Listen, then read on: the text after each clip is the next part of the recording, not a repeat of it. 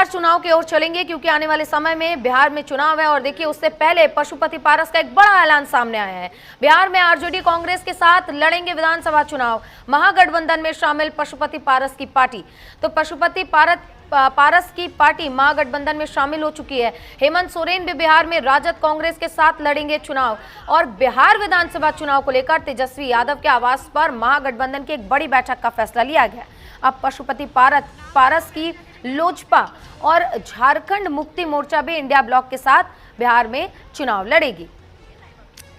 तो देखिए पशुपति पारस कौन है ये भी जानना जरूरी है, क्योंकि जब रामविलास पासवान की पार्टी लोजपा यानी कि लोक जनशक्ति पार्टी रामविलास जो कि चिराग पासवान के पास है, और पशुपति पारस जो कि रामविलास पासवान के भाई है यानी कि चिराग पासवान के चाचा हैं, वो अब इंडी गठबंधन के साथ चुनाव लड़ेंगे। इसका उन्होंने बड़ा ऐलान कर दिया है।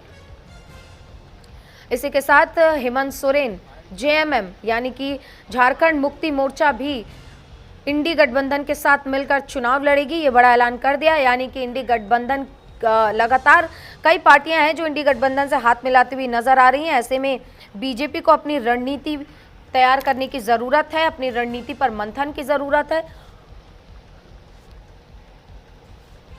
तो पशुपति पारस ने यह ऐलान कर दिया है कि वो इंडी गठबंधन के साथ चुनाव लड़ेंगे। यानी कि इंडी गठबंधन में कांग्रेस, आरजेडी, अब लोजपा भी शामिल हो गई है, जो कि पशुपति पारस की जो लोजपा है वो शामिल हुई है। जेएमएम भी इसके साथ शामिल है और कई छोटे मोटे क्षेत्रीय दल हैं जो इंडी गठबंधन के साथ बिहार में चुनाव लड़ेंगे।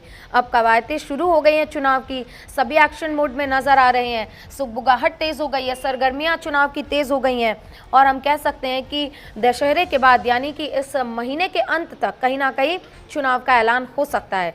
तो लगातार पार्टी में देखिए बीजेपी ने भी मंथन किया और क्योंकि दोनों डिप्टी सीएम को दिल्ली बुलाया गया था और मंथन किया गया है कि किसे टिकट दिया जाए नहीं दिया जाए। टिकट बंटवारे को लेकर चर्चा हुई, रणनीति को लेकर चर्चा हुई, क्योंकि बीते दिनों वोटर अधिकार यात्रा के दौरान राहुल गांधी कि इस यात्रा को कहीं ना कहीं जन समर्थन मिला था। इसी को लेकर भी बीजेपी इस वक्त अपनी रणनीति बनाती हुई नजर आ रही है और इसी बीच एक बड़ा ऐलान पशुपति पारस ने कर दिया, जहां वो इंडी गठबंधन के साथ चुनाव लड़ने का ऐलान कर चुके हैं।